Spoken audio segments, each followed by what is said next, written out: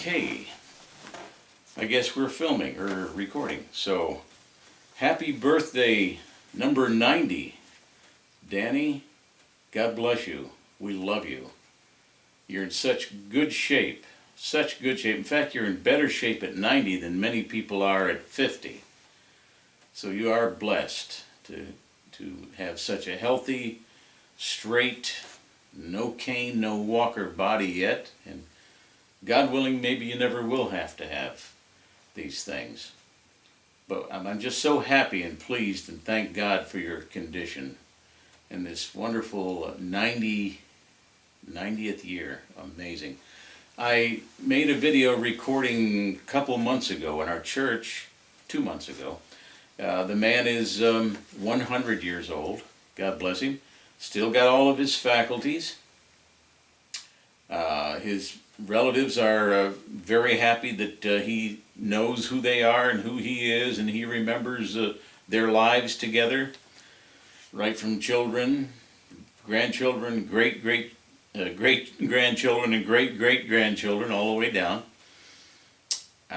So again, 90 years old, only 10 less than 100, so Danny, I just can't tell you how happy I am that you are at this point and you're in such great shape. God bless you. We love you.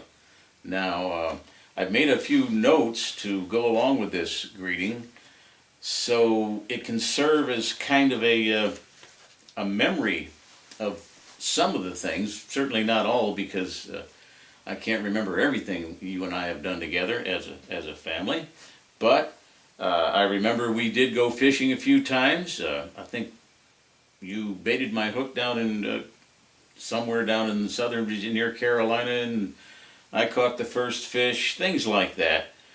So I don't, let's see, your service, I want to say something about your service. You went through World War II, both theaters of war. You had Korea and into the Cold War. And you may think that's nothing special, but everybody who served in those times or any time did something special. At least you were somebody who did put the uniform on and serve your country when so many who could have did not serve their country. And to this day, many of our politicians, no names included, but they run the full gamut all the way down. And I believe people in public service, if they were physically capable and the numbers in the Department of Defense allowed, should have performed some military service. A lot of people are getting removed from the military roles today because of downsizing. I'm not talking about that. I think you know what I mean. Many of my students in the Navy are being early released, not because they want to, but they are. Okay, without too much of that, I've got little memories of sitting in 1953, 54, somewhere around there, with a chief gunner's mate in our living room in Virginia Beach at 210 28th Street. And his name was Nelson, and you called him Nellie. We were talking, just me, a 14-year-old young man, kid, and you said, you know, Jerry Nellie here was on the Indianapolis. Well, that didn't mean much to me. I didn't know at that time the Indianapolis story, but Nellie filled us in a little bit, and then of course you filled in what he didn't. And I studied it later and got some more details, and then 20 years or so after that conversation, in 1954, a movie comes out called Jaws. And in Jaws, the captain of this fishing boat tells his two passengers a story of the Indianapolis and how he survived that. But that meeting with Chief Nelson, to be able to tell my peers and my students that I actually met a person who was a survivor from the Indianapolis, these are neat things to pass on. Not because it brings any credit to me, but because I was there to talk to some of the survivors, and things like that are historically meaningful to me. And you know me, I'm kind of a history buff anyway. I remember, speaking of history, you told me, hey, here's a neat plum. I guess I probably was about 11 or 12, maybe 11. And you said, here's a neat plum. And I said, oh, good, and I bit into that thing. It was a unripe persimmon, which will pucker your.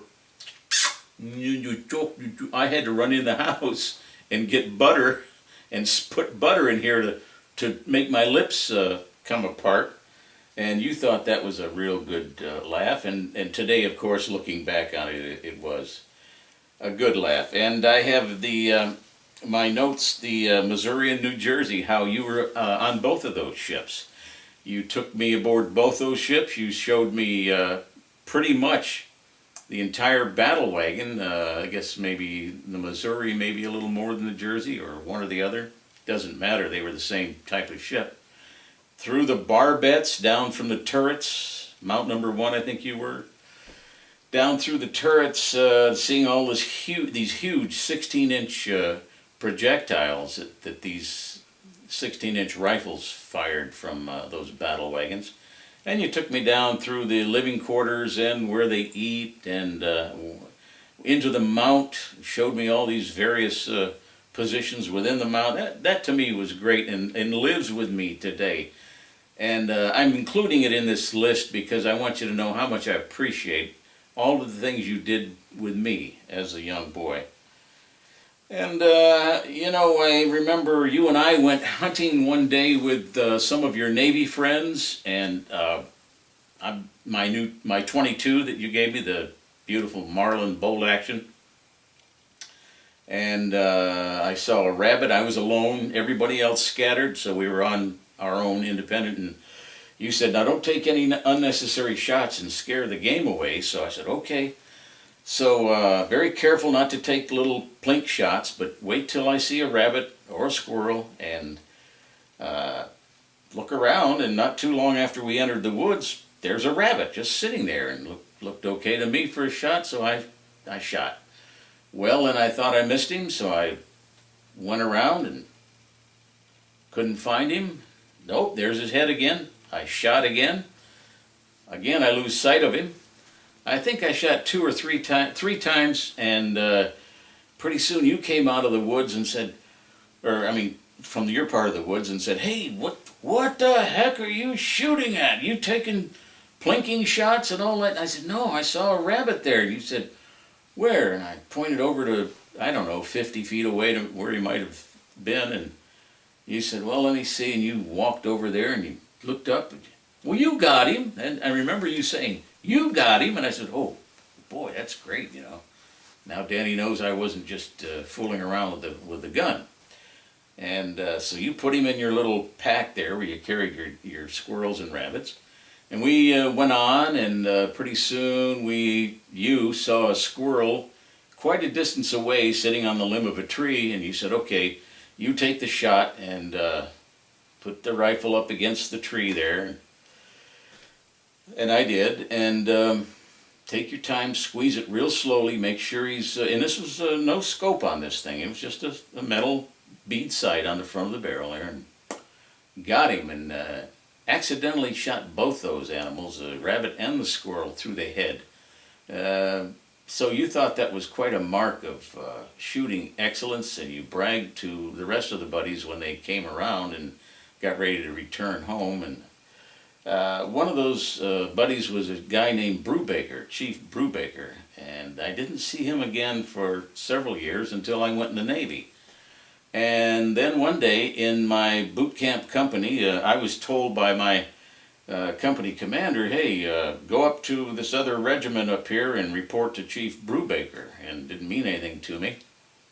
And it was a little familiar, the name, and I says, oh, aye, sir, and left my regiment, went up to this other one, and had to have permission to get into the new, you don't walk around boot camp without a reason, so I would be stopped periodically, and where are you going, all this.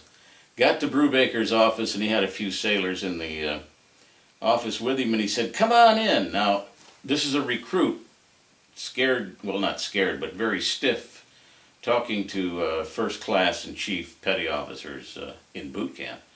So I'm standing there at attention. He said, relax, sit down, have a cup of coffee. He brought me a cup of coffee. For a chief to bring a recruit in boot camp a cup of coffee, that was a big deal. I didn't take advantage of it. I called him sir every time I had. He said, well, these guys here, I'm telling them the story about you. When I heard you were here, I wanted them to meet you because he points to me and he says, this guy shoots his squirrels and rabbits through the head and he's the only one that got any game that day. So I felt kind of, sit up a little straighter. But anyway, that was a fun day.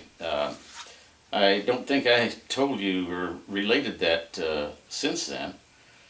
But you and I went snapper turtle. We got snapper turtles. We took about 4 or 5 of them to Ohio in the back of the car in the trunk. And when we got there, you put them on the chopping block at your dad's farm there and cut their heads off. I took the heads and you said, don't put their mouths are open, some of them. Don't put your fingers in there because they can still sense that something's in the mouth, even though they have no body. They're dead.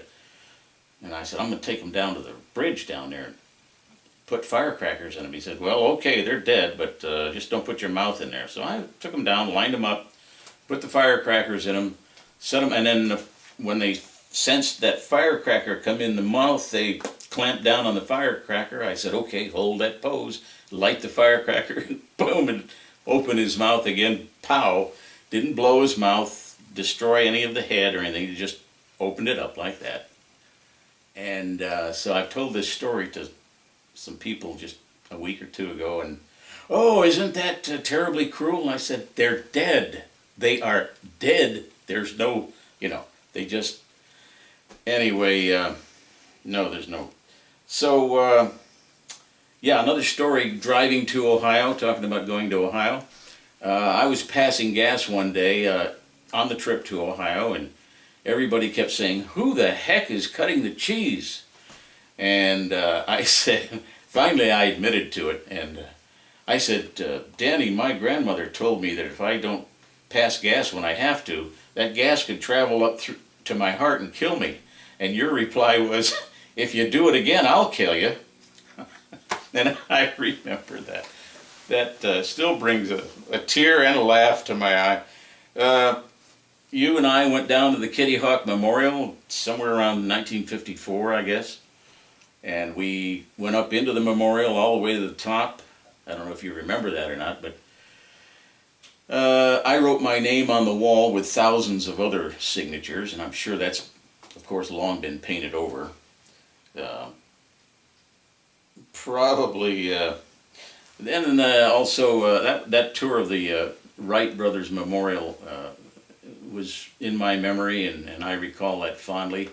And also just recently here this year when we did the Yorktown at Patriots Point, that ship, you and I hope you enjoyed that video. I'm rattling off these things. I hope I haven't forgotten anything, but I do again want to repeat that I am so happy and consider myself blessed to have you in my life, that we just love you to pieces, and so happy and thanking God that you are here and in such great shape. God bless you, and happy birthday, number 90.